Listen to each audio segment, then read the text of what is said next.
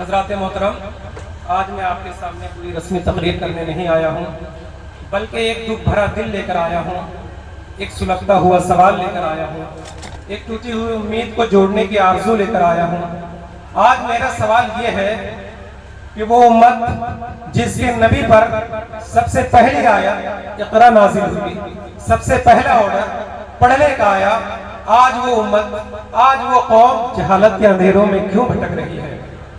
وہ امت جس کے اسلاف نے دنیا کو علم کی روشنی سے منور کیا، وہ امت جنہوں نے ستاروں پہ کمندیں ڈالی، جنہوں نے سورج کے شعاعوں کو گرفتار کیا، آج وہ امت سے اس زمین پہ پستی کا شکار کیوں ہے؟ یہ سوال صرف میرا نہیں، یہ ہم سب کا سوال ہے، یہ ہماری مسجدوں کے خاموش میناروں کی صدا ہے، یہ ہمارے مکتبوں کے گردآلود کتابوں کی فریاد ہے کہ آج وہ امت جن پہ سب سے پہلا آرڈر پڑھنے کا آیا تھا، آج وہ پیچھے کیوں ہے؟ خاص طور سے ہندوستان کا مسلمان پوری دنیا میں تعلیمی لحاظ سے، اقتصادی لحاظ سے، سماجی لحاظ سے، ہر لحاظ سے پیچھے کیوں ہے؟ یہ سوال بڑا اہم ہے۔ آج اگر ہم نے اس سوال کو صحیح طور پہ حل کر لیا، اگر آج ہم نے اس پرابلم کا سولوشن ڈھونڈ لیا، تو آپ یقین جانیں کہ پھر سے ہماری تاریخ دہرائی جا سکتی ہے، پھر سے ہم عروج کے راستے پہ چل سکتے ہیں۔ لیکن ضروری یہ ہے کہ ہم اس بات کو غور سے دیکھیں، اس بات پہ ریسرچ کریں، ہم اس بات پہ تحقیق کریں اور کور پرابلم، کور ایشو کو ڈھونڈنے کی کوشش کریں کہ جب ہم اس مسائل کو، اس کور پرابلم کو ڈھونڈ کر لیں تو ہمارا یہ پورا ڈھایا ہوا ڈھانچہ پھر سے کھڑا ہو جائے۔ حضرات محترم، آج میرا مخاطب، آج میری توجہ کا بالخصوص مرکز نوجوان ہے، کیونکہ نوجوان کسی بھی قوم کے لیے ریڑھ کی ہڈی ہوا کرتی ہے۔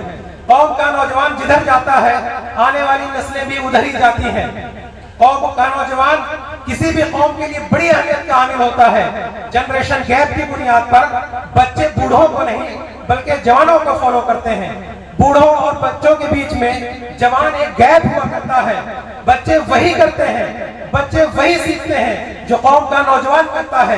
ماہرین نفسیات بھی اس بات پر متفق ہیں کہ انسان کی شخصیت کی بنیاد، اس کی پرسنالٹی کی بنیاد، اس کی نیچر، اس کی طبیعت، اس کی فطرت، سب کچھ 10 سے 12 سال کی عمر میں رکھی جا چکی ہوتی ہے۔ پھر انسان جیسا 12 سال کی عمر میں ہوتا ہے، پھر انسان جیسا 20 سال کی عمر میں ہوتا ہے، عموماً وہ 60 اور 80 سال کی عمر میں بھی ویسا ہی ہوتا ہے۔ اس لحاظ سے بھی اگر دیکھا جائے تو جوانی کا دور انسان کی زندگی میں بڑی اہمیت کا حامل ہے۔ اس لیے ہماری پوری توجہ جوانوں پہ ہونی چاہیے۔ جوان جدھر جاتے ہیں، آنے والی نسلیں ادھر جاتی ہیں۔ اس لیے میری خاص توجہ اور دلچسپی کا مرکز آج نوجوان ہے، اور قوموں کو اپنے نوجوانوں سے بڑی امیدیں ہوا کرتی ہیں، کیونکہ سنگرشوں کے سائے میں اتحاد ہمارا بنتا ہے۔ سنگرشوں کے سائے میں اتحاد ہمارا بنتا ہے۔ جس اور جوانی چلتی ہے اس اور زمانہ چلتا ہے۔ تلواروں کے سائے میں اتحاد ہمارا بنتا ہے، تلواروں کے سائے میں اتحاد ہمارا بنتا ہے۔ جس اور جوانی چلتی ہے اس اور زمانہ چلتا ہے۔ حضرات محترم، آپ کو شاید احساس نہ ہو کہ اسلام جیسی عظیم دولت آپ کو ملی ہوئی ہے، ایمان جیسی عظیم نعمت آپ کو ملی ہوئی ہے، چونکہ یہ چیز آپ کو ڈائریکٹلی آپ کو آباء و اجداد سے مل رہی ہے۔ آپ کے باپ دادا مسلمان تھے، آپ مسلمان ہو گئے، اس لیے آپ کو اس دولت کا اندازہ نہیں ہے۔ اس کی اہمیت کا اندازہ آپ کو اس لیے نہیں ہے کہ آپ نے اسے مشقت سے حاصل نہیں کیا ہے۔ اسلام کی دولت، ایمان کی طاقت ذرا ان نو مسلموں سے پوچھئے جو آج بڑی تیزی کے ساتھ یورپ میں، جو آج بڑی تیزی کے ساتھ مغرب میں، جو آج بڑی تیزی کے ساتھ یورپ کے دوسرے کنٹریز میں مسلمان ہو رہے ہیں۔ آج ان کی طاقت یہ ہے کہ آپ چاند سورج ان کے ہاتھوں پہ رکھ دیں، لیکن وہ اسلام سے رتی برابر بھی سمجھوتا نہیں کر سکتے ہیں، کیونکہ انہیں اسلام وراثت میں نہیں بلکہ بڑی تحقیق کے بعد ملی ہے، بڑی جستجو کے بعد ملی ہے، بڑی ریسرچ کے بعد ملی ہے۔ اس لیے ان کے اندر یہ طاقت ہے، وہ اسلام کو سمجھتے ہیں، وہ اسلام کی طاقت کو سمجھتے ہیں، اسلام کے نظام کی اہمیت کو سمجھتے ہیں، وہ رول آف لا کو سمجھتے ہیں،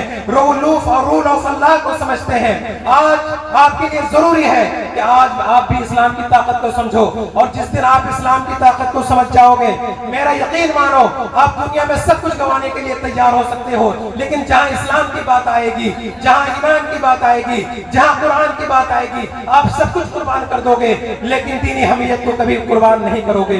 ये उस वक्त होगी जब आप इसे समझेंगे, और इसे समझने के लिए आपका पढ़ा लिखा होना बहुत जरूरी है। आज मुसलमान पीछे इसलिए है कि वो तालीम में पीछे है। आज मुसलमान समाज में पीछे इसलिए है, मुसलमान आज इकोनॉमी में पीछे इसलिए है कि वो तालीम में पीछे है। तालीम का, इक़्तिसाद का, इकोनॉमी का एक गहरा रिश्ता है। जो इंसान अमीर होता है वो तालीम अच्छी करता है, अपने बच्चों की अच्छी तालीम करता है, क्योंकि आपके पास पैसा होगा, आप अपने बच्चों को अच्छी तालीम देंगे, और जब आप अपने अच्छे को अच्छी तालीम देंगे तो वो बच्चा अच्छा बिजनेस मॉडल खड़ा करेगा, दूसरों को रोजगार देगा। इस लिहाज से जरूरी है कि मुसलमान आज तालीम में भी आगे बढ़े, इक़्तिसाद में भी आगे बढ़े, इकोनॉमी में भी आगे बढ़े। अगर आप इन दोनों मैदान में आगे बढ़ेंगे तो इंशाअल्लाह तबारक व तआला आपके साथ ईमान भी है, तो फिर दुनिया आपका मुकाबला नहीं कर सकती है, क्योंकि अल्लाह ने हमें इस बात का वादा कर दिया है कि अगर तुम्हारे पास ईमान की ताकत है, इल्म की ताकत है, तो तुम ही सरबुलंद रहोगे। क्योंकि अल्लाह ताला ने कुरान में साफ कर दिया है कि यरफ़इल्लाहु अल्लज़ीना आमनू मिनकुम यरफ़इल्लाहु अल्लज़ीना आमनू मिनकुम वल्लज़ीना उतुल इल्म दर्जात, कि अल्लाह सिर्फ दो लोगों के दर्जात को बुलंद फरमाता है, एक इल्म वाले को और एक ईमान वाले को। तो हजरात मोहतरम, आज जरूरत इस बात की है कि हम इल्म के मैदान में और ईमान मसलके आला हजरत फैजान सरकारे सुरकाही, फैजान हुजूर तारिक मिल्लत, शायर इस्लाम नदीम रजा फैजी, नारे तकबीर, नारे रिसालत। हजरात मोहतरम, दुनिया के नौजवान की अपनी पहचान है, दुनिया के नौजवान की अपनी खासियतें हैं, और दुनिया से नौजवान को उम्मीदें उसको अपने तौर पे हैं, लेकिन मुसलमान का नौजवान उसकी उम्मीदें कई गुना ज्यादा होनी चाहिए। उससे कौम की जो उम्मीदें हैं वो कई गुना ज्यादा है। इस्लाम भी उनसे ज्यादा अहमियत का हामिल समझता है। जहां में अहले ईमान सूरत खुर्शीद जीते हैं, जहां में अहले ईमान सूरत खुर्शीद जीते हैं, इधर डूबे उधर निकले, उधर डूबे इधर निकले। अगर आप नौजवान हैं, साहिब ईमान हैं, तो आपको कोई दबा नहीं सकता है। अगर आपको कोई यहाँ दबाएगा तो आप किसी और सरजमीन में निकल पड़ेंगे, कोई आपको वहां दबाएगा तो आप ईमान की ताकत से, इस्लाम की ताकत से कहीं और निकल पड़ेंगे। तो नौजवान होना और बात है, लेकिन मुसलमान नौजवान होना उससे भी बड़ी बात है। जहां में अहले ईमान सूरत खुर्शीद जीते हैं, इधर डूबे उधर निकले, उधर डूबे उधर निकले, और हम भी दरिया हैं। एक मुसलमान को कैसा होना चाहिए, एक मुस्लिम नौजवान को कैसा होना चाहिए, उसके अज़्म और इरादे को कैसे होना चाहिए कि हम भी दरिया हैं, हमको अपना हुनर मालूम है, जिस तरफ भी चल पड़ेंगे रास्ता हो जाएगा। और मैं खुदा का नाम लेकर पी रहा हूँ दोस्तों, जहर भी इसमें अगर होगा दवा हो जाएगा, जहर भी इसमें अगर होगा दवा भी हो जाएगा। और उसको मालूम है सब उसी के हैं, जमीन और आसमां, खुशबू जमीन और आसमां, जिस तरफ भी जाऊंगा उसको खबर हो जाएगा। हजरात मोहतरम, आपका नौजवान होना काफी नहीं, बल्कि आपका एक मुस्लिम नौजवान होना काफी है। जब आप नॉर्मल नौजवान होते हैं तो आप नॉर्मल इनकलाब बर्पा करते हैं, लेकिन जब आप मुस्लिम नौजवान होते हैं तो फिर तारिक इब्न यजीद, तारिक इब्न ज़ियाद होते हैं, मूसा बिन नसीर होते हैं, खालिद इब्न वलीद होते हैं, इमाम राज़ी होते हैं, इमाम शाफ़ई होते हैं, इमाम मालिक होते हैं, इमाम अहमद होते हैं। ये फ़र्क है मुस्लिम नौजवान होने का और एक नॉर्मल नौजवान होने का। हमारा और मिल्लत का और इस्लाम से आपका तकाजा ये है कि आप नॉर्मल नौजवान नहीं बल्कि मुस्लिम नौजवान बनते हैं। कहते हैं कि काफिर है तो शमशीर पे करता है भरोसा, ईमान की बरकत देखिए। काफिर है तो शमशीर पे करता है भरोसा, और मोमिन है तो बेतेग भी लड़ता है सिपाही। काफिर को शमशीर पे भरोसा हो, लेकिन नौजवान अगर मुस्लिम है तो बगैर तलवार के भी मैदान में उतर जाता है। जंगे बदर में आपने देखा नहीं, एक तरफ 1000 कड़िया नौजवान फौजी और दूसरे तरफ 379 बंदे। किसी के पास डंडा है, किसी के पास लाठी है, कोई बूढ़े हैं, कोई 70 साल के हैं तो कोई बच्चा है। आपने दुनिया के किसी फौज में ऐसा कोई फौजी नहीं देखा होगा जिसमें बच्चे भी फौजी हो, जवान भी फौजी हो, बूढ़े भी फौजी हो, उनके पास कोई सिविल ड्रेस ना हो, उनके पास कोई यूनिफॉर्म ना हो, उनके पास कोई असलहे ना हो, उनके पास डंडे हो। ऐसी फौज आपने कहीं देखी हो? दूसरी तरफ कड़ियल नौजवान, सिविल वाले, हथियार वाले, घोड़े वाले, लेकिन 313,000 कड़ियल नौजवानों पे काफी है। क्यों? क्योंकि वो नॉर्मल नौजवान नहीं थे, वो मुस्लिम नौजवान थे। اس لیے کہتے ہیں کہ کافر ہے تو شمشیر پہ کرتا ہے بھروسہ، اور مومن ہے تو بے تیغ بھی لڑتا ہے سپاہی، اور طوفان کا گلہ تو کرتا کیوں ہے؟ طوفان کا گلہ کیا کرتا ہے؟ طوفان کو دعائیں دے نادا، ہر موج تجھے ٹھوکر دے کر ساحل کی طرف لے جاتی ہے۔ اور اقبال کہتے ہیں کہ تم دیے بادے مخالف سے نہ گھبرائے عقاب۔ نوجوان کو علامہ اقبال عقاب کہتے ہیں، شاہین جو پہاڑ کی چٹانوں میں رہتے ہیں اور کسی کا مرا ہوا نہیں کھاتے، اس کی غیرت اتنی زیادہ ہے کہ کسی کا چھوڑا ہوا نہیں کھاتے ہیں، اس لیے وہ پہاڑ کی چٹانوں میں رہتے ہیں۔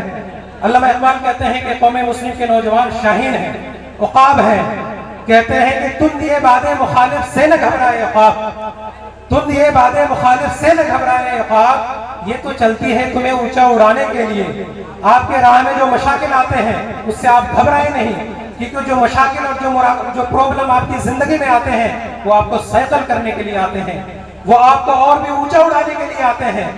اور ایک یہاں پہ میں آپ کو اپنی علم کی روشنی میں ایک اسلام کا میسج دینا چاہتا ہوں کہ آپ پر کوئی پرابلم ہو، آپ پر کوئی مصائب اور آلام آ جائیں، آپ بیمار پڑ جائیں تو دو صورتیں ہوتی ہیں، یا تو آپ اس پہ صبر اور شکر کر جائیں، آپ اس مصیبت کے وقت اللہ کو یاد کر لیں، آپ شکر کر لیں۔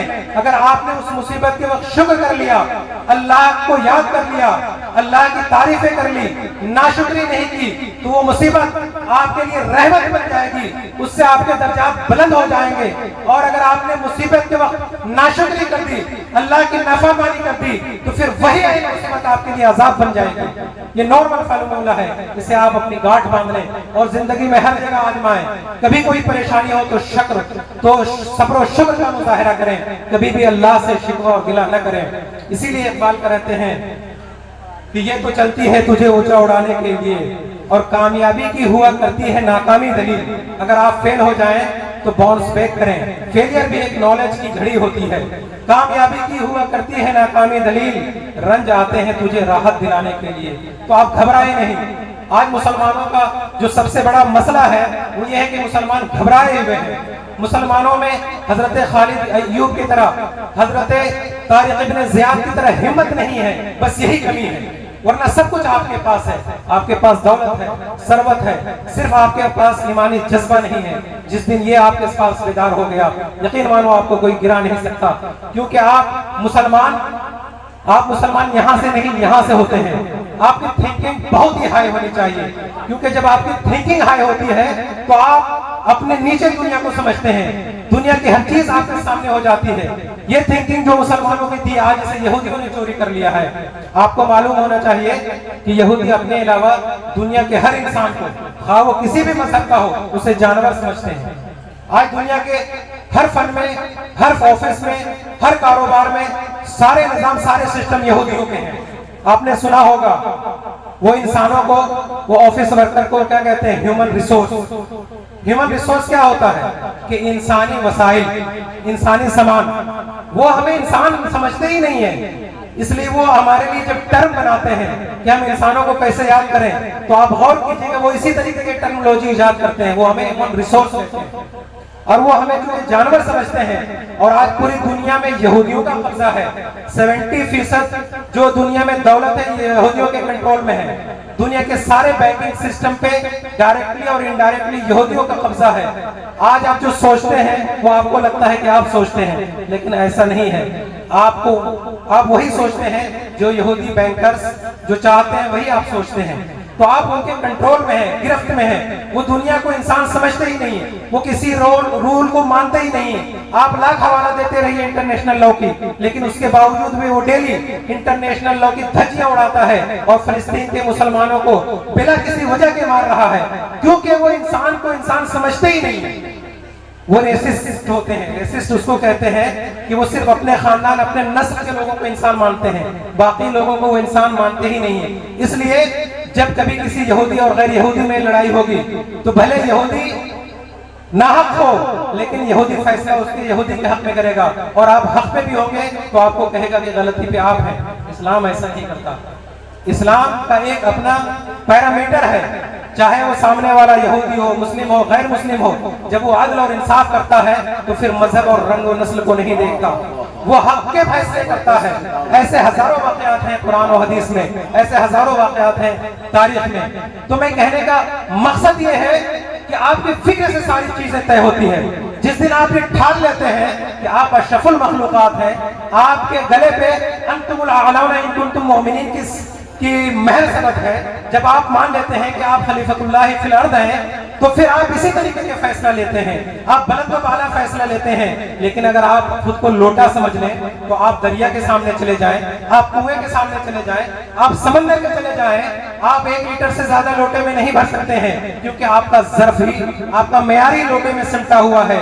لیکن آپ کا اگر ظرف بلند ہو, آپ کا اگر ظرف کشادہ ہو, تو آپ کہیں بھی چلے جائیں, اب جتنا چاہیں اس میں بھر لیں, جتنا چاہیں اس میں ڈال لیں. تو یہ ظرف کی بات ہوتی ہے, یہ تھنکنگ کی بات ہوتی ہے. آپ کی سوچ جیسی ہوگی آپ کو رزلٹ ویسے ہی ملتا ہے. اور اللہ تعالیٰ کے پاس کوئی کمی نہیں ہے. اللہ لفظ کن کہہ کے ایک نہیں, کروڑوں نہیں, انگنت کائنات پیدا کر سکتا ہے, انگنت گلیکسی پیدا کر سکتا ہے, انگنت یونیورس پیدا کر سکتا ہے. یہ دینے والے کا کمی نہیں ہے, یہ لینے والے کا کمی ہے. آپ اپنا ظرف بلند کیجئے, آپ اپنی تھنکنگ کو ہائی کیجئے. آپ جب خود کو بلند سمجھتے ہیں تب آپ دوسروں کو سمجھتے ہیں کہ ہم اسے کنٹرول کر سکتے ہیں. اور آپ اس دنیا میں کنٹرول کرنے کے لیے بھیجے گئے ہیں, نہ کہ کنٹرول ہونے کے لیے. تو آپ اپنے فکر کو بلند کیجئے اور یہ فکر آپ کو علم سے منسوب ہوگی. بہت اچھا زبردست ہے. حضرات محترم, آج جب ہم اپنے ارد گرد نظر دوڑاتے ہیں تو ایک عجیب و غریب منظر دکھائی دیتا ہے. وہ قوم جس کے نبی پر سب سے پہلا آرڈر پڑھنے کا آیا, اقرا, پڑھ, study, keep for knowledge, search for knowledge, یہ آرڈر سب سے پہلے آیا تھا. آج اس قوم کا حال یہ ہے کہ ہندوستان کے اندر وہ قوم SC/ST سے بھی پیچھے ہے. آپ سمجھتے ہیں SC/ST کون ہے؟ دلت, مہادلت. آپ جانتے ہیں کہ دلت مہادلت کون ہے؟ دلت اور مہادلت ہندوستان کا وہ طبقہ ہے جس کو 3000 سالوں تک, 1 2 3 4 نہیں, 100 سال نہیں, 3000 سالوں تک پڑھنے سے 100% روک دیا گیا تھا. ایجوکیشن میں ان کا ریزرویشن 0 تھا, 0, 100% پورا کے پورا ریزرویشن. تعلیم میں, اکنامک میں یہاں کے اپر کاسٹ نے اپنے لیے متعین کر لیا تھا. بلکہ بعض فلسفر کی بات کریں تو SC/ST کو 4000 سالوں تک پڑھنا تو دور کی بات ہے, پڑھنے کے آس پاس میں بھٹکنے نہیں دیا گیا تھا. آج وہ قوم اس ہندوستان کے اندر پچھلے 70 سالوں میں مسلمانوں سے آگے ہے, اور نہ صرف علم میں بلکہ اکنامک میں بھی آگے ہے, کلچرل ڈائیورسٹی میں بھی آگے ہے. تو یہ ڈوب بننے کا مقام ہے کہ آج وہ قوم جنہوں نے اس ہندوستان کے اندر 800 سال تک حکومت کی, جنہوں نے دنیا پر 1200 سال تک حکومت کی, جن کا گولڈن ایرا 8ویں صدی عیسوی سے لے کر 13ویں صدی عیسوی تک گولڈن ایج کہلاتا ہے, جس دور میں دنیا کے ٹاپ 1000 سائنٹسٹ کی اگر آپ فہرست دیکھیں, انسائکلوپیڈیا بریٹانیکا کو آپ جا کر دیکھیں, خود گوگل پہ انسائکلوپیڈیا کو دیکھ لیں, آپ مسلمانوں کے گولڈن ایج کے 1000 سائنٹسٹ کی لسٹ دیکھیں, آپ کو 1000 سائنٹسٹ میں 9999 مسلمان نظر آئیں گے. آج اس قوم کا حال یہ ہے کہ اس ملک کے اندر SC/ST سے بھی وہ پیچھے ہے, یہ ڈوب بننے کا مقام ہے. آج ہم واہ واہی کر لیتے ہیں, کوئی نعت پڑھے تو ہاں ہاں ہی کرتے ہیں, لیکن ہمیں یہ شعور نہیں ہے کہ نعت سنا کیسے جاتا ہے, کوئی تعلیمی بات کیسے سنی جاتی ہے, کام کی باتوں کو کیسے نوٹ کیا جاتا ہے. ایک پڑھے لکھے سامعین کی پہچان یہ ہے کہ جب وہ کسی پروگرام میں بیٹھے تو ان کے ہاتھ میں قلم ہو, ان کے ہاتھ میں کاپی ہو, نوٹ بک ہو, موبائل ہو تو ریکارڈنگ سٹارٹ ہو, تاکہ وہ ایک بار نہیں کسی بات کو 100 بار سنے, اس بات کو دوسروں تک پہنچائے. بلغوا عنی ولو آیا, کوئی ایک اچھی بات سنو تو اس تک دوسروں تک پہنچا دو. اس جذبے کے ساتھ, اس اسلامی تعلیم کے ساتھ آپ اگر بیٹھتے ہیں تو پھر انقلاب آتا ہے. انقلاب یوں ہی نہیں آتا ہے, انقلاب لانے کے لیے قربانیاں دینی پڑتی ہے. حضرات محترم, میں چاہتا ہوں کہ آپ اس پروگرام کو, آج اس گھڑی کو, اس لمحے کو تاریخی بنا دیں, اپنے سننے کا ثبوت دے کر, ایک اچھے اور سویلائزڈ سامعین ہونے کی حیثیت سے, ایک ایجوکیٹڈ اور ویل ایجوکیٹڈ آڈینس ہونے کی حیثیت سے, تاکہ مجھے یقین ہو جائے کہ میں نے جو کچھ ریسرچ اور تحقیق کے بعد آپ کے پاس رکھا ہے، آپ نے سنا ہے، آپ نہیں سمجھے تو اسے بار بار سنائیں اور اسے سمجھنے کی کوشش کریں۔ حضرات محترم، بہت افسوس ہوتا ہے اور بڑے افسوس کا مقام ہے کہ آج مسلمانوں کا کیا حالت ہے۔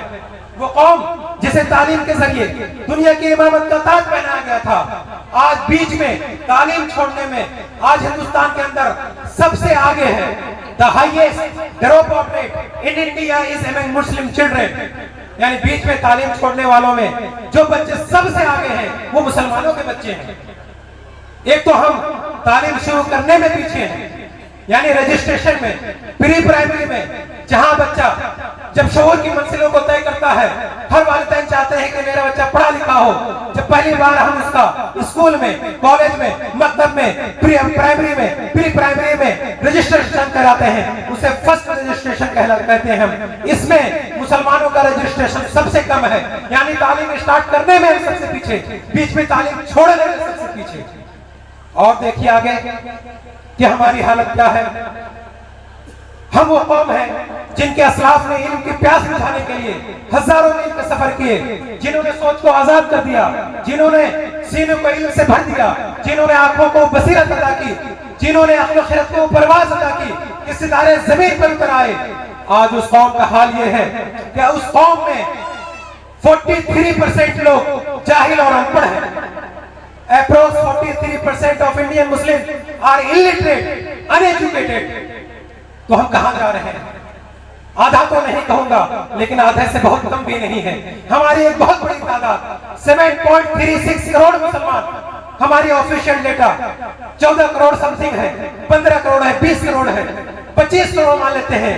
اس میں اگر 7.36 کروڑ مسلمان اگر ان پڑھ ہو، الٹریٹ ہو، جاہل ہو، تو ہم دوسری قوموں کا کیسے مقابلہ کر سکتے ہیں؟ آپ نے کبھی اس چیز کو سوچا؟ آپ پیسے کو بہا دیتے ہیں، لیکن آپ کبھی بھی جس طریقے سے اپنے بزنس کے لیے سیریس ہوتے ہیں، دوسرے کاموں کے لیے سیریس ہوتے ہیں، آپ ایک مرتبہ اپنے بچوں کی اچھی تعلیم کے لیے سیریس ہو جائیے، یقیناً تبدیلی آپ محسوس کریں گے اور یہ بدلنے کا وقت ہے۔ اگر آپ آج نہیں بدلے، اگر آپ نے تاخیر کی تو آپ کا نام و نشان اس ہندوستان سے مٹ جائے گا۔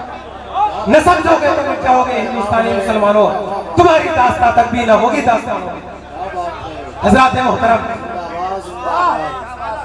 زور سے جواب دی گئی نعرے کا نام۔ ہم وہ قوم ہیں، ہم وہ ملت ہیں جس کے ایک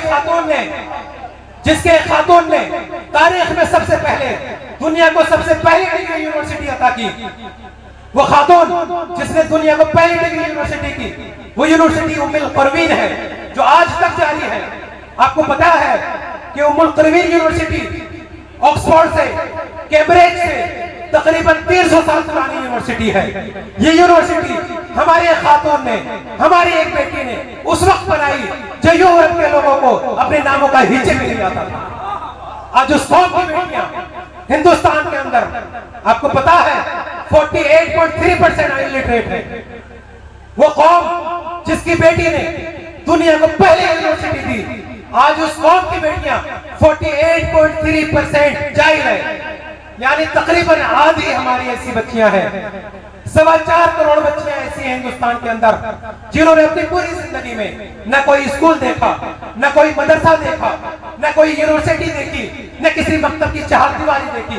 آج یہ اس قوم کا حال ہے جس نے تاریخ میں سب سے پہلے اس دنیا کو ڈگری یونیورسٹی دی تھی۔ جس وقت دنیا جہالت میں بھٹک رہی تھی، ہم ڈگری یونیورسٹی بنا رہے تھے، اور آج حال ہم یہ ہے کہ ہم SC/ST سے پیچھے ہیں۔ آج ہم تمام اوبیسی طبقات سے پیچھے ہیں، ہر ریشیو میں ہم پیچھے ہیں۔ آپ کبھی سچر کمیٹی کی رپورٹ کو پڑھیے، کبھی آپ all India report on higher education 2021 کو پڑھیے، جس سے پتا چلتا ہے کہ ہندوستان کے سارے طبقات، سارے سماج کے لوگ، سارے مذہب کے لوگ جہاں ہائر ایجوکیشن میں پڑھ رہے ہیں، تیزی سے پڑھ رہے ہیں، وہی مسلمان 8% سے کھسک کر 4% پر آ گیا ہے۔ دنیا آگے بڑھ رہی ہے اور ہم ہائر ایجوکیشن میں 8 سے 4 پہ آ رہے ہیں۔ ایک سال کے اندر 1 کروڑ 80 مسلمان ہائر ایجوکیشن سے بالکل پیچھے چلے گئے۔ تو یہ سوچنے کا مقام ہے۔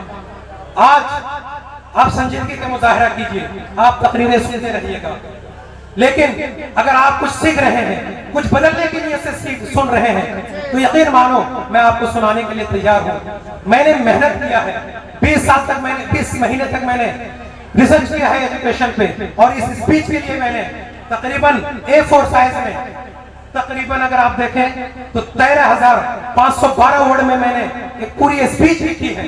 وقت کا تقاضا نہیں ہے کہ میں پوری تفصیل سنا جاؤں آپ کو، لیکن میں کوشش کروں گا کہ علم کی بات، اچھی بات آپ تک پہنچا دوں۔ آپ روایتی تقریر سنتے رہنا، اگر آپ کو اچھا لگے تو عمل کر لینا، شاید مسلمانوں کا کوئی بھلا ہو جائے، کیونکہ اگر ہم ایسے ہی چلتے رہے تو کام نہیں چلے گا۔ اگر چاہوں تو نقشہ کھینچ کر الفاظ میں رکھوں ہمارے آباء و اجداد کی تاریخ، وقت نہیں دہراؤں، لیکن شاعری کی زبان میں اگر کہوں، اقبال کی زبان میں کہوں تو وہ یہی ہے کہ اگر چاہوں تو نقشہ کھینچ کر الفاظ میں رکھ دوں، مگر تیرے تخیل سے فضول تر ہے وہ نظارہ، آپ کی سمجھ سے پرے ہے وہ چیز جو آپ کی تاریخ ہے۔ آپ کی تاریخ بڑی رنگین ہے، تجھے آبا سے اپنے کوئی نسبت ہو نہیں سکتی کہ تو گفتار، وہ کردار، تو ثابت، وہ سیارہ۔ آپ تو زبان کے غازی ہے، وہ کردار کے غازی تھے۔ آپ منجمد پتھر ہیں، وہ سیارہ تھے، وہ سورج تھے، وہ ستارے تھے، وہ دنیا کو جگمگاتے تھے۔ کوئی انہیں یہاں جب آتا تھا تو وہ قرطبہ میں نکل پڑتے تھے، کوئی انہیں اسپین میں جب آتا تھا تو وہ بغداد میں روشن ہو جاتے تھے۔ یہ ہماری تاریخ رہی ہے۔ جب غار حرا سے ان کی پہلی صدا بلند ہوئی تو وہی امت جس کے ہاتھ تلوار تھامے لڑائی کے لیے اٹھتی تھی اب قلم تھامنے لگی، پتھروں سے کھیلنے والی انگلیاں اب صفحے کرتاس پہ علم رقم کرنے لگی۔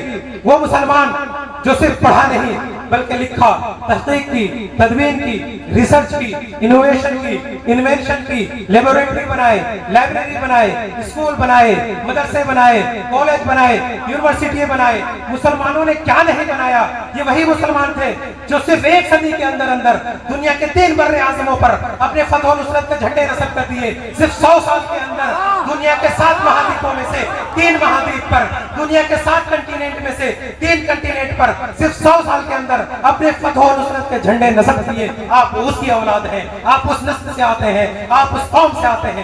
یہ آپ کے لیے بیداری کی جگہ ہے، یہ آپ کو سوچنے کی جگہ ہے، یہ آپ کے لیے پڑھنے کا مقام ہے۔ آپ اگر اپنی تاریخ کو دو تو دنیا کے بڑے بڑے طاقتور اور علم کا دعویٰ کرنے والے آپ کے گھٹنوں پہ آ جائیں گے۔ آپ اس قوم کو کام کرتے ہیں۔ ہماری ناخدائی کا تماشا کوئی کیا دیکھے، زمین خوش پر رکھ کر چلا دی کشتیاں ہم نے۔ ابھی آگے واقعہ بتاؤں گا۔ ہماری ناخدائی کا تماشا کوئی کیا دیکھے، زمین خوش پر رکھ کر چلا دی کشتیاں ہم نے۔ کبھی اے نوجوان مسلم تدبر بھی کیا تو نے، وہ کیا گردو تھا تو جس کا ہے ٹوٹا ہوا تھارا۔ تجھے اس قوم نے پالا ہے آغوش محبت میں، تجھے اس قوم نے پالا ہے آغوش محبت میں، کچل ڈالا تھا جس نے پاؤں سے تاجے سرے دارا۔ بڑے بڑے جبابرہ کو، بڑے بڑے بادشاہوں کو آپ کے آباء و اجداد نے اپنے پیروں سے کچلا ہے۔ اقبال کہتے ہیں کہ تجھے اس قوم نے پالا ہے آغوش محبت میں، کچل ڈالا تھا جس نے پاؤں میں تاجے سرے دارا، اور گواہ دی ہم نے جو اسلاف سے میراث پائی تھی، گواہ دی ہم نے جو اسلاف سے میراث پائی تھی، سریا سے زمین پر آسمان نے ہم کو دے مارا۔ آج جو ہماری تباہی ہے اس کی وجہ یہی ہے، آج اس کی سب سے بڑی وجہ یہی ہے کہ ہم نے اپنے اسلاف کی روایت کو، ہم نے اپنے اسلامی تعلیمات کو بھلا دیا ہے، اور جب ہم نے اسلامی تعلیمات کو بھلا دیا ہے تو دنیا ہمیں عرش سے فرش پہ گرا دی، مگر وہ علم کی موت تھی، کتابیں اپنے آبا کی جو دیکھیں ان کو یورپ میں تو دل ہوتا ہے سپارہ۔ آج دل ریزہ ریزہ ہو جاتا ہے جب میں یورپ کی لائبریریوں میں دیکھتا ہوں، جب میں اسپین کی لائبریریوں میں دیکھتا ہوں، جب میں قرطبہ کی لائبریریوں میں دیکھتا ہوں جو کبھی اسلامی سلطنت ہوا کرتی ہے آج عیسائیوں کے قبضے میں ہے۔ آپ یورپ کی ہر بڑی لائبریری کو دیکھ لیں، آج ڈیجیٹل ایکسس بھی اویلیبل ہے، آپ دیکھ سکتے ہیں کہ مسلمانوں کی وہ ساری کتابیں جو قرطبہ کی لائبریریاں جس سے بھری پڑی ہوئی تھی، جس سے بغداد کی لائبریریاں بھری پڑی ہوئی تھی، کہ جب ہلاکو خان نے، جب تاتاریوں نے بغداد کو تباہ و برباد کیا تو اس لائبریری سے اتنی کتابیں نہر فرات میں ڈالی تھی کہ 10 دن تک فرات کا پانی کالا ہو کر بہ رہا تھا، لیکن ان میں سے جو چالاک انگریز تھے، جو چالاک لوگ تھے، وہ کتابیں اٹھا کر لے گئے اور یورپ کی لائبریریوں میں رکھ دیا۔ آج یورپ کی لائبریریوں میں وہ کتابیں اویلیبل ہیں اور یہ سارے لوگ مانتے ہیں، اگر آپ پڑھیں گے تو آپ کو بھی یہ معلوم ہو جائے گا کہ یورپ میں جو سائنسی انقلاب آیا ہے یہ انہی کتابوں کی مرہون ہے۔ پچھلے 800 سال تک دنیا کے ہر یونیورسٹی میں میڈیکل کے فیلڈ میں صرف ایک ہی بک پڑھائی کی جاتی رہی ہے اور وہ کتاب الطب ہے جو ابن سینا کی لکھی ہوئی ہے، جو ایک اسلامی اسکالر تھے۔ یہ وہی قوم ہے جس نے سب سے پہلے تاریخ میں باضابطہ مکتب بنائے، باضابطہ مدرسے بنائے، باضابطہ اسکول بنائے، باضابطہ لیبارٹری بنائی، باضابطہ ریسرچ سینٹر بنائے۔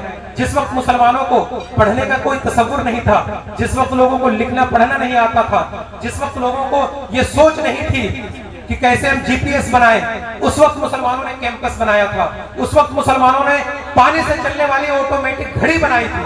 آپ اس کی اولاد ہیں، آپ اپنے کبھی تاریخ کو پڑھو، آپ کی تاریخ بڑی رنگین ہے۔ یہ وہی قرطبہ و بغداد ہے، یہ وہی قرطبہ و دمشق ہے جہاں کتابوں کے خزانے زمین سے اگنے لگے، جہاں شمع علم کی لو اتنی تیز تھی کہ یورپ کی صدیوں کا چھایا ہوا اندھیرا چھٹنے لگا تھا۔ یہ وہی مسلمان ہیں جنہوں نے حساب ریاضی اور میتھمیٹکس کی بنیاد رکھی، جنہوں نے جبر و مقابلہ ایجاد کیا، جنہوں نے جیومیٹری کی رموز کھولے، جنہوں نے فلکیات میں ستاروں کی راہیں ناپی، جنہوں نے طب اور میڈیکل کی دنیا میں جسم و جان اور بائیولوجی کی گتھیاں سلجھائی۔ یہ وہی مسلمان ہیں جنہوں نے علم الادویہ اور میڈیسن کی فیلڈ میں شفا کے در کھول دیے۔ ہاں ہاں، یہ وہی مسلمان ہیں جنہوں نے فلسفہ میں عقل کی بلندیوں کو چھو لیا۔ آپ بڑے عظیم مسلمان ہیں، آپ کی تاریخ بڑی انمول ہے۔ آج جسے دنیا الجبرا کہتی ہے، معلوم ہے وہ الخوارزمی کی دین ہے۔ آپ لوگ الجبرا پڑھتے ہوں گے، میٹرک والے بھی جانتے ہوں گے کہ جبرا کیا چیز ہے۔ آج دنیا جسے الجبرا کہتی ہے وہ الخوارزمی کی دین ہے۔ کتاب الجبر والمقابلہ انہوں نے لکھی ہے۔ طب کے ہر میدان میں ابن سینا کی مہک ہے۔ بینائی اور کیمروں کی دنیا، ایلیوژن کی دنیا، بینائی کی دنیا جس سے ہم دیکھتے ہیں، آنکھوں کی اسٹڈی کا دنیا۔ آپ کو پتا ہے یہ ابن الہیثم کی مرہون ہے۔ آپ ابن ہیثم کو پڑھیں، انہیں فادر آف آپٹکس کہا جاتا ہے۔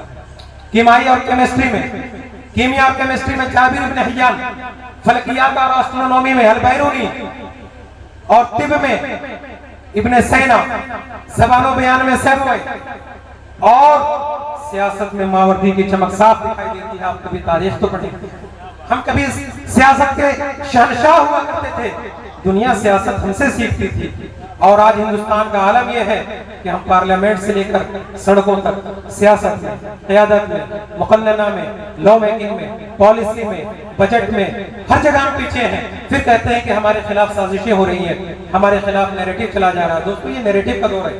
آپ کتنے اچھے ہیں کوئی معنی نہیں رکھتا ہے۔ میڈیا کے ذریعے جو آپ نیریٹو چلاتے ہیں وہی آپ کی حقیقت تسلیم کی جاتی ہے۔ آپ یہودیوں کو دیکھ لیں، دنیا کے سب سے بڑے جھوٹے اور مکار لوگ ہیں وہ، لیکن نیریٹو چلاتے ہیں کہ ہم سے بہتر کوئی نہیں، تو دنیا مان لیتی ہے۔ میں ہندوستان میں ہوتے ہوئے یہاں کی چیزیں بیان کرنا مناسب نہیں سمجھتا ہوں، لیکن آپ نیریٹو کی طاقت کو سمجھتے ہیں تو آپ ان کے نیریٹو کے شکار ہیں۔ ہونا تو یہ چاہیے تھا کہ نیریٹو آپ طے کرتے اور دنیا آپ کے نیریٹو پہ جواب دیتی۔ آپ یہ طے کرتے کہ میڈیا میں کیا چلے گا اور کیا نہیں چلے گا، اور دنیا اس کا جواب دیتی ہے۔ لیکن آج حالت یہ ہے کہ وہ نیریٹو چلاتے ہیں، وہ آپ کو آتنکواد کہتے ہیں اور آپ صفائی دے کے پھرتے ہیں۔ آپ صفائی دے کہ ہم آتنکوادی نہیں ہیں، تو بھائی نہیں ہو تو صفائی کیوں دے ہو؟ پھنس گئے۔ یہ ہوتی ہے نیریٹو کی طاقت۔ جب ہم نیریٹو چلاتے ہیں تو آپ کا بولنا بھی آپ کو پھنساتا ہے، آپ کا چپ رہنا بھی پھنساتا ہے، اور نیریٹو کی طاقت بڑی طاقت ہوتی ہے۔ تو آپ سوچئے، غور و فکر کیجئے، آج خود اسی وقت ہندوستان میں ہزاروں جلسے ہو رہے ہوتے ہیں، تو یہ جلسے سننے کا وقت نہیں ہے، یہ سوچنے کا وقت ہے، یہ سمجھنے کا وقت ہے۔ بلکہ اب ہمیں سوچ پروگرام رکھنا چاہیے۔ پروگرام کا پورا نام ہی سوچ پروگرام رکھنا چاہیے۔ یہ بیٹھ کر مل کر سوچنے کا کام ہے۔ ہمارے اسلاف یہ وہ لوگ تھے جنہوں نے علم کے افق پر سورج اگائے۔ یہ گوارواں تھا جو مکہ کی وادی سے نکلا اور اندلس کے محلوں، بغداد کی گلیوں، نیشاپور کے بازاروں، دمشق کے مدرسوں، قاہرہ کی لائبریریوں اور سمرقند و بخارا کے چوپالوں تک علم کا سمندر بن کر پھیل گیا، علم کا پیغمبر بن کر پھیل گیا۔ یورپ جس وقت اندھیروں میں گم تھا، جہاں سلیب کی آڑ میں ظلم بولا کرتا تھا، جہاں جھوٹ، جہاں سچ بولنا گناہ اور تحقیق اور ریسرچ بدعت سمجھی جاتی تھی، اس وقت اسلام کا علم روشن تھا، اسلامی دماغ روشن تھا، اسلامی دماغ بیدار تھے، اور مسلمان اس دھرتی کے اندر، اس تاریخ کے اندر خالد ابن ولید کی تلوار، طارق ابن زیاد، موسیٰ بن نصیر کی ہمت، امام اعظم، امام شافعی، امام مالک، امام ابو حنیفہ، امام رازی، امام ترمذی، امام طبرانی، امام مالک اور امام بخاری، امام مسلم، ان تمام اماموں کے قلم سے اور حضرت امام رازی اور حضرت امام غزالی کے فلسفے سے دنیا کو منور کر رہے تھے۔ تو یہ وہ وقت تھا اور آج یہ وقت ہے. آسمان نے ہم کو عرش فرش پہ اتار دیا ہے، لیکن کیوں؟ اس کا علاج ہمیں ڈھونڈنا ہے. آج اسی کیوں کا جواب ڈھونڈنے کے لیے ہم یہاں اکٹھا ہوئے ہیں. اور اگر آپ نے یہ جواب آج ڈھونڈ لیا، دیکھیے دنیا میں جب کوئی پرابلم ہوتی ہے، چونکہ میں نے بتایا نہیں لیکن میں آپ کو بتا دیتا ہوں کہ میں دنیا کی سب سے بڑی کمپنی کا ایک ورکر ہوں. میں دنیا کی بہت بڑی کمپنی میں کام بھی کرتا ہوں as a Arabic language expert, as A English language expert اور ایز اے فراڈ انویسٹیگیٹر. میں مدرسے کا پڑھا ہوا، میں نے کبھی کوئی اسکول نہیں پڑھی، لیکن مجھے یاد نہیں رہتا کہ مہینوں میں ہم نے کب ہندی بولی. ہماری پوری گفتگو انگلش میں ہوتی ہے. کارپوریٹ کلچر کو آپ جانتے ہیں. تو ایک مدرسے کا ادنا طالب علم جب یہ سب کچھ کر سکتا ہے صرف ایک پوزیٹیو سوچ کی بنیاد پر، تو آپ میں سے ہر بچہ یہ پوٹینشیل رکھتا ہے.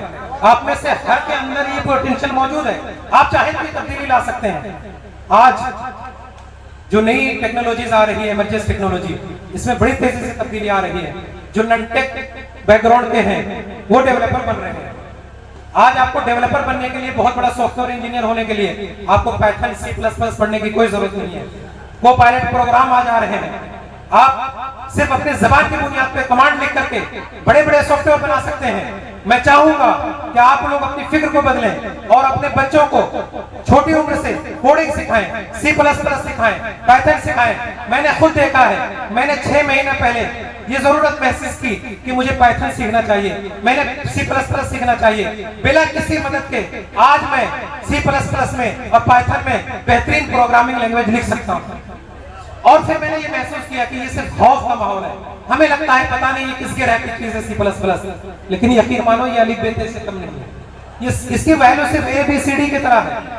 چونکہ ہم اس سے دور ہوتے ہیں اس لیے ہمیں لگتا، اور آنے والی جو زندگی ہے، آنے والا جو فیوچر ہے وہ ٹیکنالوجی کا فیوچر ہے. کل کچھ ہی دنوں کے اندر آپ سے کوئی مسئلہ مسائل میں پوچھنے نہیں آئے گا. علماء کے لیے بھی سوچنے کی بات ہے. گیٹ اپ میں جو سب سے بڑی لائبریری ہے چیٹ جی پی ٹی کی اور اے آئی کی، آرٹیفیشل انٹیلیجنس کی، تو گیٹ اپ کی لائبریری میں جتنا زیادہ آپ کا میٹیریل ہوگا جواب اسی طریقے سے سلیکٹ ہو کر آتا ہے.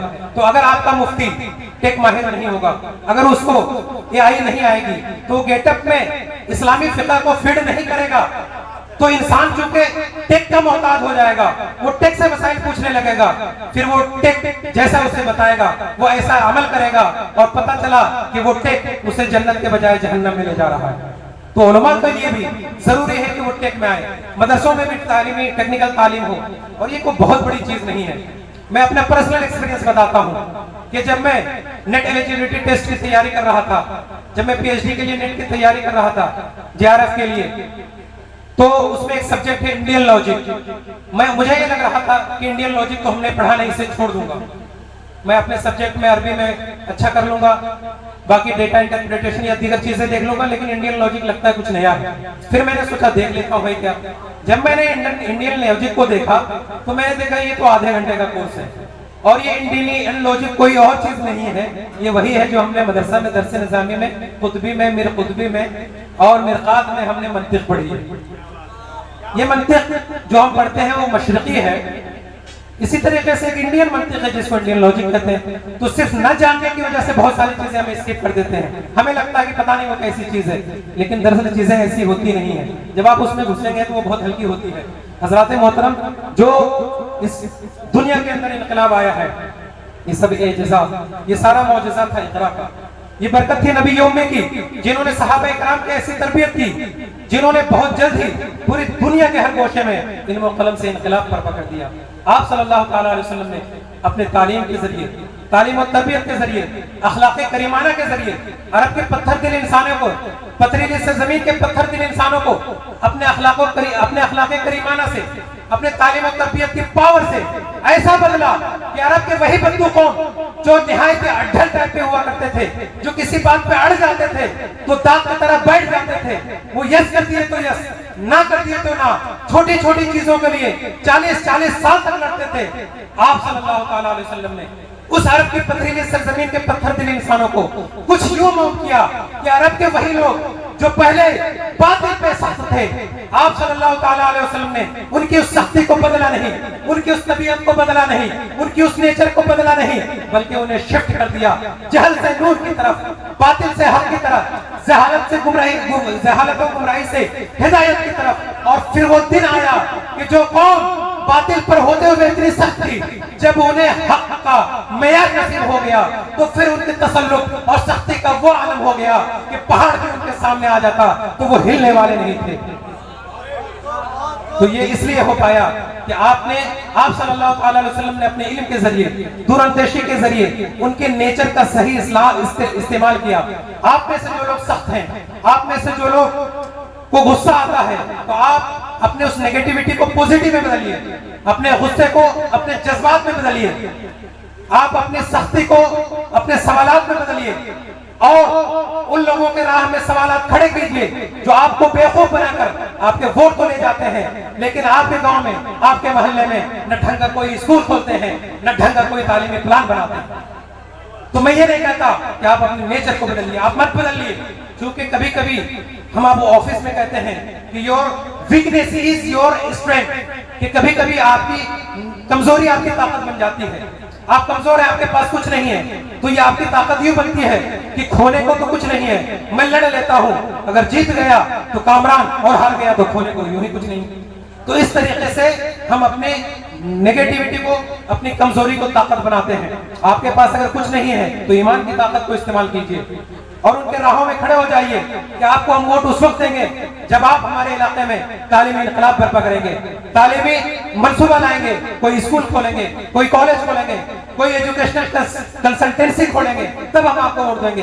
तो आप अपनी सख्ती को और अपनी ताकत को, अपने गुस्से को, अपनी जहालत को इस्तेमाल कीजिए, मगर जहालत के लिए नहीं बल्कि इल्म के लिए, नेगेटिविटी वे में नहीं बल्कि पॉजिटिविटी में। आपको बहुत ज्यादा बदलने की जरूरत नहीं है, बल्कि शिफ्ट होने की जरूरत है, थोड़ी सी तब्दीली लाने की जरूरत है। इंशाअल्लाह तबारक व तआला इनकलाब आएगा और इनकलाब इसी धरती से ही आएगा।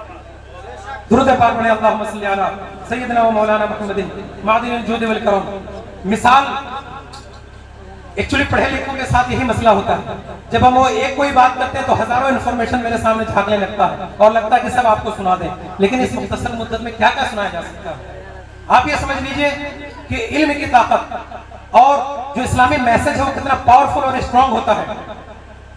हजरत हुदैफा रज़ी अल्लाह तआला अन्हु, सॉरी हजरत इकरमा बिन अबी जहल, जो इस्लाम के सबसे बड़े दुश्मन, हजरत इकरमा रज़ी अल्लाह तआला अन्हु कौन है?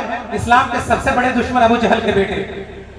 जब फतह मक्का के बाद अल्लाह के रसूल ने, आप तो रहमो करम के पैकर हैं, बहुत सारे लोगों को बख्श दिया, बड़े बड़े दुश्मनों को भी बख्श दिया, लेकिन कुछ ऐसे लोग थे जिन्होंने मुसलमानों को बड़ी तकलीफ दी थी।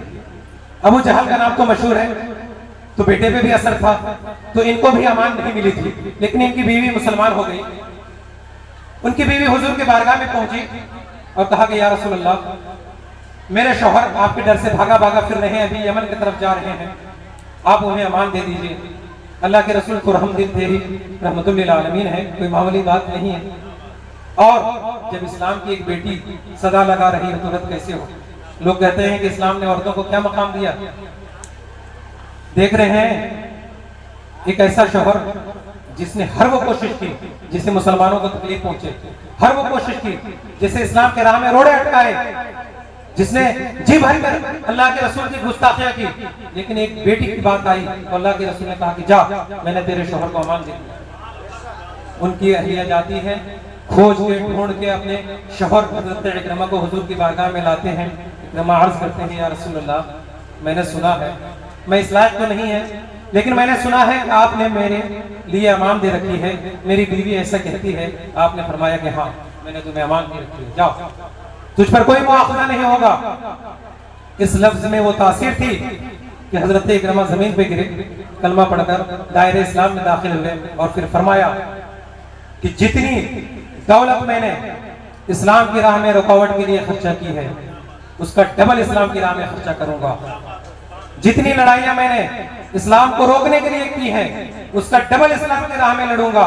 और फिर तारीख में देखा कि एक जंग में हजरत इकरमा रज़ी अल्लाह तआला अन्हु लड़ते लड़ते घोड़े से उतर पड़े। कमांडर थे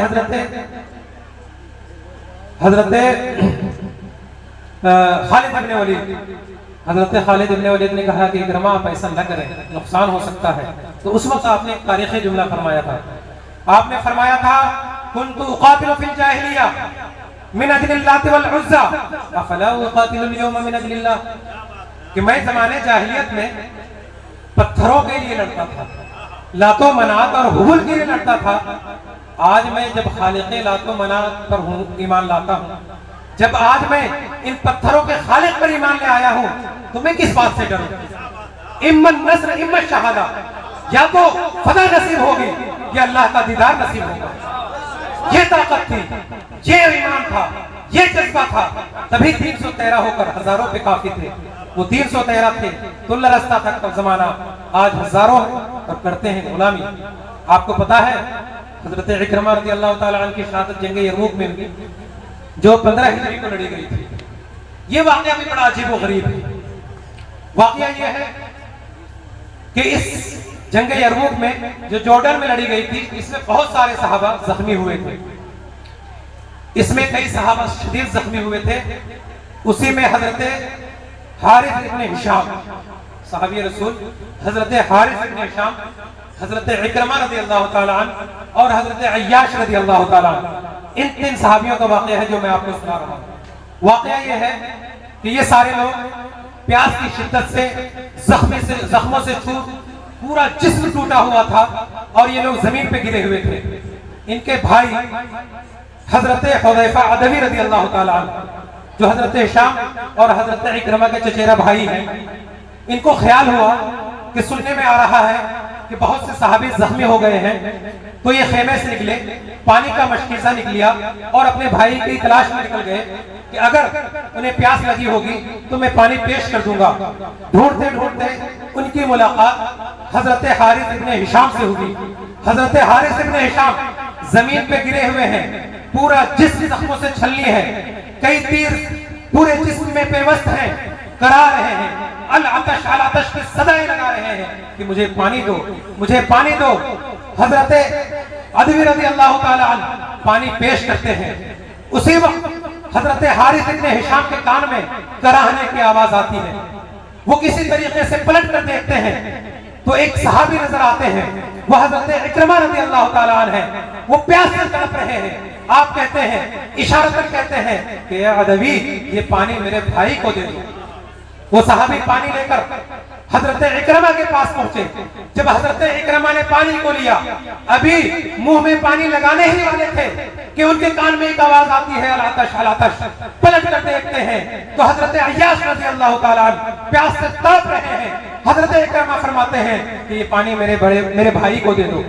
جب پانی حضرت عیاش کے پاس پہنچا، ابھی وہ پانی پی ہی نہیں پائے تھے کہ ان کی روح اب سے ان سر سے پرواز کر جاتی ہے اور وہ اللہ کی راہ میں شہید ہو جاتے ہیں۔ حضرت حذیفہ عدوی پلٹتے ہیں، حضرت عکرمہ کے پاس پہنچتے ہیں، اتنے میں حضرت عکرمہ کی بھی جان نکل چکی ہوتی ہے۔ پھر وہ حضرت حارث ابن ہشام کے پاس پلٹتے ہیں، یہ بھی اللہ کی راہ میں شہید ہو چکے ہوتے ہیں۔ یہ تھا ایثار کا جذبہ، اور پتہ ہی تعلیم کہاں سے ملی تھی؟ یہ تعلیم اور یہ سبق انہیں جاگلی کے عالم میں وہ کیا سبق تھا جو انہیں یاد دلا رہا تھا؟ ایک جملہ ہے، چھوٹا سا جملہ ہے، حدیث کا ٹکڑا ہے، بڑا پاورفل ٹکڑا ہے۔ اللہ کے رسول فرماتے ہیں، احب لغیرک ما تحب لنفسک، کہ اپنے بھائی کے لیے وہی پسند کرو جو تم اپنے لیے پسند کرتے ہو۔ آپ کو شاید اس چھوٹے سے جملے کی اہمیت کا اندازہ نہ ہو، اگر اس چھوٹے سے جملے پہ، اس کی بلاغت پہ اگر تقریر کی جائے تو راتیں ختم ہو سکتی ہیں۔ اسی لیے حضور کو جوامع الکلم کہا گیا، یعنی آپ اپنی چھوٹی سی بات میں ایسی بات کہہ دیتے تھے جس کی تفسیر میں، جس کی تعبیر میں سالوں لکھی جا سکتی ہے۔ آپ نے فرمایا کہ اپنے بھائی کے لیے وہی پسند کرو جو اپنے لیے پسند کرتے ہو۔ آپ سوچ کے دیکھیں کہ اگر آپ کے لیے آپ وہ پسند کریں کہ مجھے اچھا لگے، مجھے سکون ملے، میں پڑھوں، مجھے کوئی تکلیف نہ دے، اور اگر آپ کی یہی شعور، آپ کا یہی جذبہ اپنے بھائی کے لیے ہو، اگر آپ اس رول کو پوری دنیا پہ اپلائی کریں تو آپ مان کے دیکھو کہ کیا اس دنیا میں کہیں جنگ ہو سکتی ہے، کیا کہیں کوئی لڑائی ہو سکتی ہے کہ آپ جو اپنے لیے پسند کرتے ہو وہی اپنے بھائی کے لیے پسند کرو۔ یہی میسج تھا جو حضرت عکرمہ کو یاد آ گیا، یہی وہ میسج تھا جو حضرت حذیفہ کو یاد آ گیا، یہی میسج تھا جو حضرت حارث ابن ہشام کو یاد آ گیا اور انہوں نے جاگنے کے عالم میں بھی اس سنت کو زندہ کیا اور وہ انہوں نے موت کا گلا لگانا پسند کیا لیکن اس حدیث سے پہلو تہی نہیں کی، اس سنت کو زندہ کیا اور اسی لیے کہا جاتا ہے کہ جس نے ایک حدیث کو زندہ کی اسے 100 شہیدوں کا ثواب دیا جاتا ہے۔ حضرات محترم، میری تقریر کا ایک تہائی کا ایک کونا بھی ابھی کور نہیں ہوا ہے۔ آپ علماء سے محبت کریں، علم کی اہمیت کو سمجھیں۔ اللہ کے رسول نے فرمایا کہ میں معلم بنا کر بھیجا گیا ہوں۔ اللہ کے رسول نے یہ نہیں کہا کہ میں فاتح خیبر بن کر آیا ہوں، میں فاتح مدینہ بن کر آیا ہوں، بلکہ اللہ کے رسول نے اگر کسی چیز کے بارے میں کہا کہ میں کچھ ہوں تو فرمایا انما انا بعثت معلما، کہ میں معلم بن کر آیا ہوں۔ معلم کی بڑی اہمیت ہوتی ہے۔ میں آپ کو تاریخ کی روشنی میں، تجربات کی روشنی میں بتاتا لیکن وقت بہت کم ہے۔ آپ یہ مان کے چلو کہ علم کی بڑی اہمیت ہے، علم کی بڑی فضیلت ہے، عابدوں پہ فضیلت ہے۔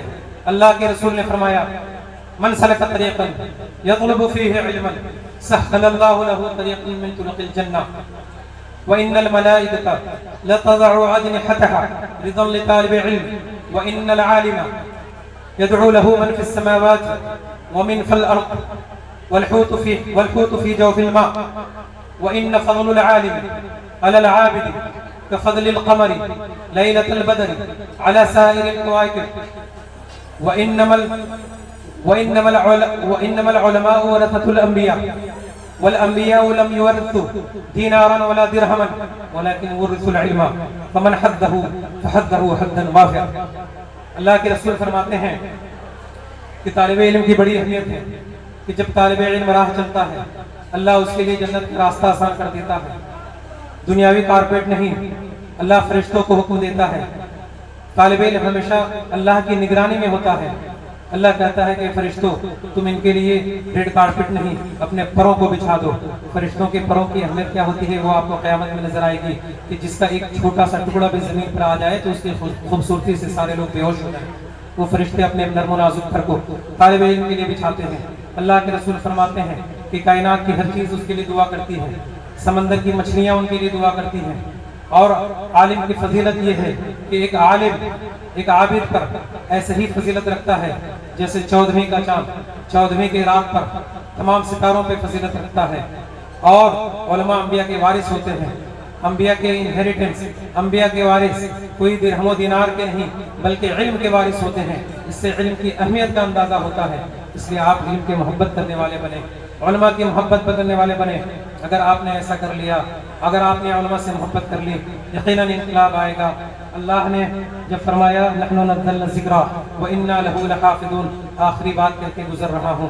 جب اللہ نے فرمایا نحن نزلنا الذکر وإنا له لحافظون کہ میں نے اس کتاب کو نازل کیا، میں ہی اس کا محافظ ہوں، تو ہر محافظ اس کی حفاظت کے لیے کچھ تدبیریں کرتا ہے، کچھ لوگوں کو چنتا ہے۔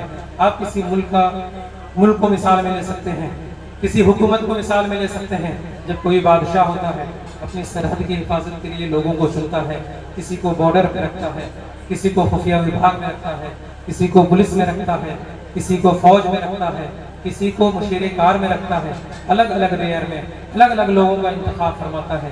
اللہ نے اسی کلچر کو، اسی نیچر کو، اسی طبیعت کا لحاظ رکھتے ہوئے، بلکہ اللہ تو خالق کائنات ہے، اس کی طبیعت، اس کی پسند کے آگے دنیا کی کیا کمال۔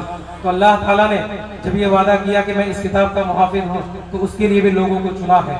چنانچہ حافظ قرآن کو اس نے قرآن کے الفاظ کی حفاظت کے لیے چنا ہے، قاری قرآن کو قرآن کی تلاوت کے لیے چنا ہے، علماء کرام کو قرآن کے معانی کی حفاظت کے لیے چنا ہے، محدثین کرام کو قرآن کی تفسیر کے لیے چنا ہے، مفسرین قرآن کو قرآن کی تفسیر کے لیے چنا ہے، مجتہدین کرام کو قرآن سے اخذ علم کے لیے چنا ہے۔ یوں اللہ تعالیٰ اس کی حفاظت کی ذمہ داری لے رکھا ہے۔ تو جو حافظ قرآن ہے، جو عالم دین ہے، جو قاری قرآن ہے، وہ معمولی لوگ نہیں ہیں۔ میں نے شروع بھی کہا تھا اور آج بھی کہہ رہا ہوں کہ ان کی صحیح اہمیت کا اندازہ آپ کو قیامت میں ہی ہوگا، کیونکہ یہ عام لوگ نہیں، یہ اللہ کے چنندہ لوگ ہیں۔ اور اللہ نے اس کا بھی اعلان کر دیا ہے، اللہ نے فرمایا کہ ثم اورثنا الکتاب الذین اصطفینا من عبادنا، کہ جب ہم اس کتاب کا وارث کسی کو بناتے ہیں، جب ہم اس کتاب کا انہیریٹنس کسی کو بناتے ہیں تو ہم اپنے بندوں میں سے چنتے ہیں तो ये आलिम कोई मामूली लोग नहीं, ये हाफिज कोई मामूली लोग नहीं होते हैं, ये अल्लाह के चुनिंदा लोग होते हैं। और जो अल्लाह के चुनिंदा लोग होते हैं उसकी अहमियत के लिए सिर्फ एक लफ्ज़ ही काफी है कि वो अल्लाह का चुनिंदा है। वाखिर दावाना अल्हम्दुलिल्लाहि रब्बिल आलमीन। खूब की सैर चमन, फूल चुनी शाद रहे, बाग बाग जाता हूँ मैं, गुलशन पूरा आबाद रहे। उठ के अब बज़्म जहां का और ही अंदाज है, उठ के अब बज़्म जहां का और ही अंदाज है। मुसलमानों उठो और पूरे कारवा को बदल दो, इनकलाब पैदा करो। इनकलाब जिंदाबाद, हिंदुस्तान जिंदाबाद। वाखिर दावाना अल्हम्दुलिल्लाहि रब्बिल आलमीन। अस्तगफिरुल्लाह रब्बी मिन कुल्लि ज़ंबिन व अतूबु इलैह।